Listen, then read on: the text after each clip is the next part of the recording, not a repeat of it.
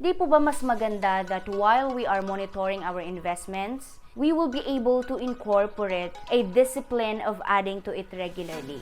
Bakit? So that whenever we check it, whenever we monitor it, alam natin sa sarili natin that we are doing something on it. At alam natin that we are now one step closer in achieving that dream.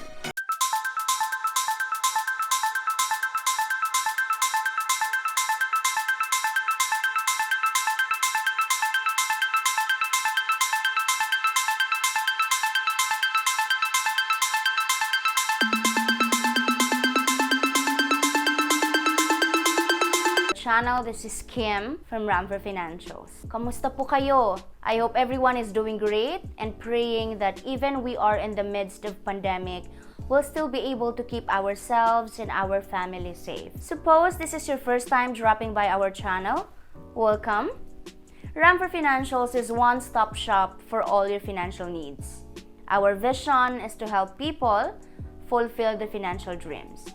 And for today's video, you are in for another content that will surely help you in your investing journey. But before anything else, I would like to thank all our KA-RFF for continuously supporting our official YouTube channel, Rampver Financials. Sa lahat po ng mga likes ninyo, comments, and every time you shared our videos, always know po that it is appreciated and it means a lot to us. At kung hindi ka pa nakapag-subscribe, I will appreciate that if you will consider subscribing and click the notification bell down below so that you will get notified for whenever we posted new videos. At sa mga previous contents po natin, our manager, Miss Sila, was able to share on how you can monitor your mutual fund investments. And I would like to add something to that. Di po ba mas maganda that while we are monitoring our investments, we will be able to incorporate a discipline of adding to it regularly? Bakit? So that whenever we check it, whenever we monitor it, alam natin sa sarili natin that we are doing something on it. At alam natin that we are now one step closer in achieving that dream. And I myself was able to share also on how you can add to your SOLDIVO funds investments. But this time, since Rampver Financials is one-stop shop and we are partnered with different mutual fund companies, I'll be sharing with you how you can add, how you can top up, or purchase additional shares to your existing ATRAM Mutual Fund investments. Yes, you heard it right. Existing ATRAM Mutual Fund investments. And without further ado, let's get it started.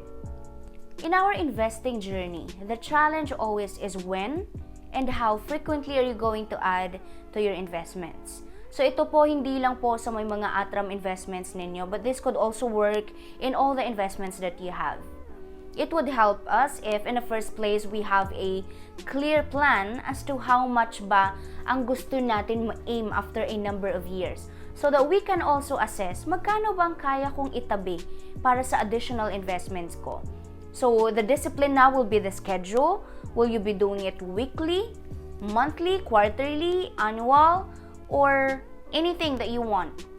Good thing about mutual funds is that as long as you have your account, you can add to it anytime you want.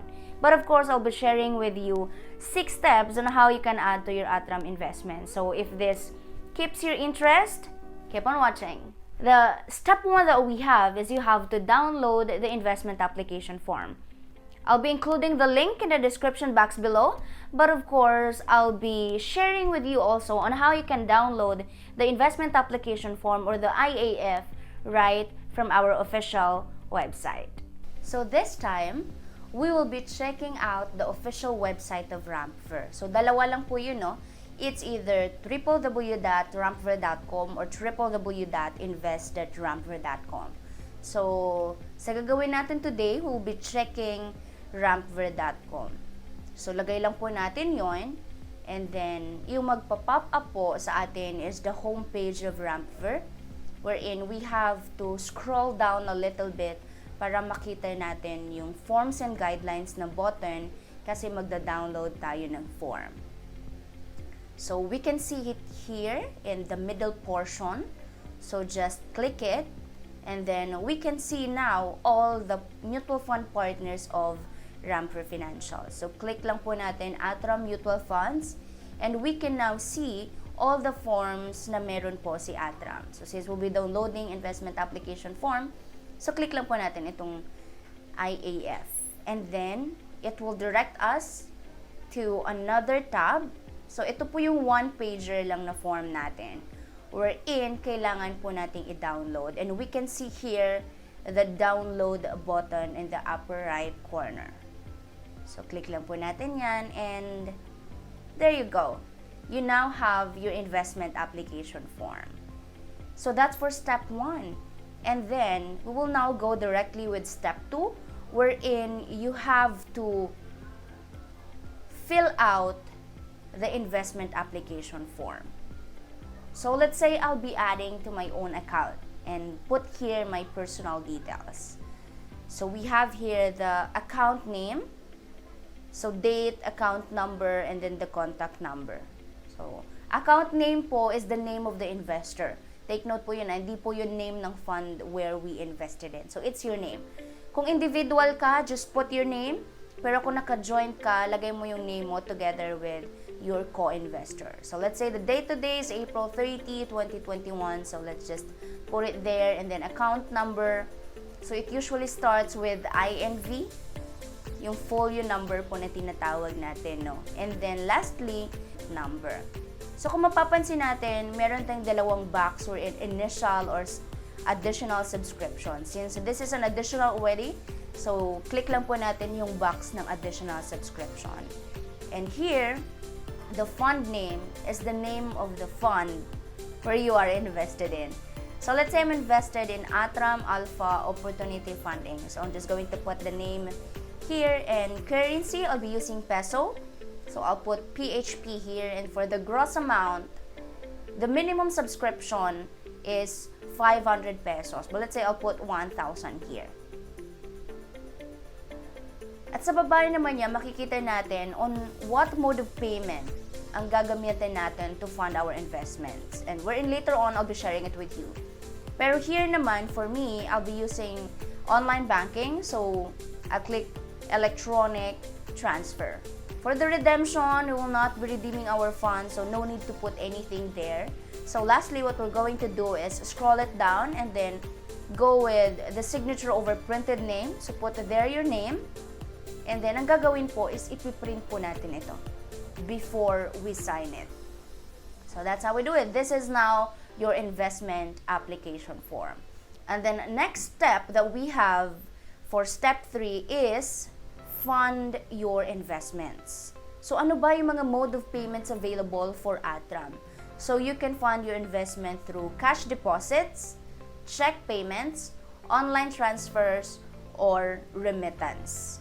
So there were times po, the usual cases that we have whenever our investor is funding their investments. Usually kapag check, no, minsan po mali yung mga spellings, ganyan. So I'll be posting the name of the fund here para po meron tayong reference on the correct spelling of the fund itself.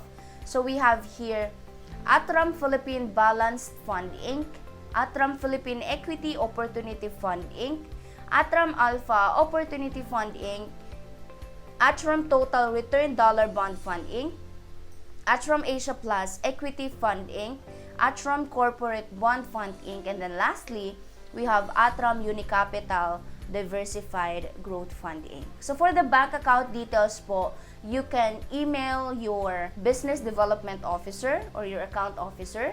You can also ask your IFA or independent financial advisors so that they could send it to you para magawa na po natin yung ating funding. But syempre, for our online transfer, mga remittance natin, kailangan lang din naman natin yung bank account details na yon so that we can push through with funding our investments.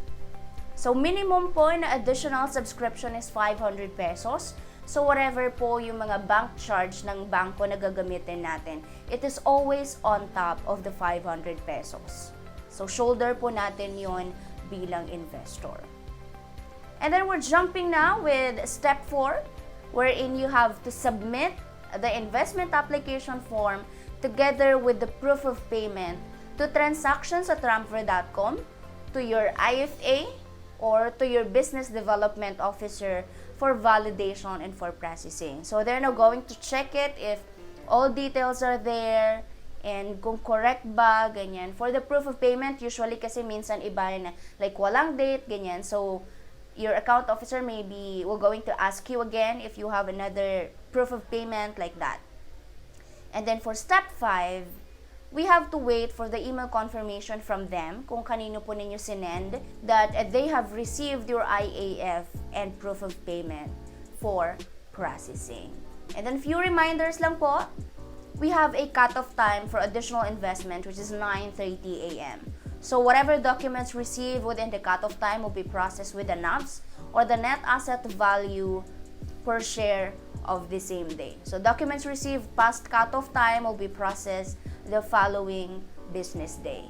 And then last step, we're going down with the last step, you will receive your confirmation email from ATRAM confirming your additional investments within 1 to 2 days after processing. And that's it. That's the easy 6 steps now for ATRAM additional investment. So I hope that I was able to help you guys. Congratulations, you have now successfully topped up to your ATRAM Mutual Fund investments. I hope this video helps you a lot, and if you are interested to learn more, visit our channel and scroll on to other videos that catch your interest or attention, and for sure you will not going to regret it, because if you have a luxurious of time to learn on, then Rampver Financials is one of the best choice that you have. So looking forward to you adding to your ATRAM Mutual Fund investments, and let us achieve our dreams together. Again, this is Saiyo saying thank you, keep safe, and blessings always. See you in our next video.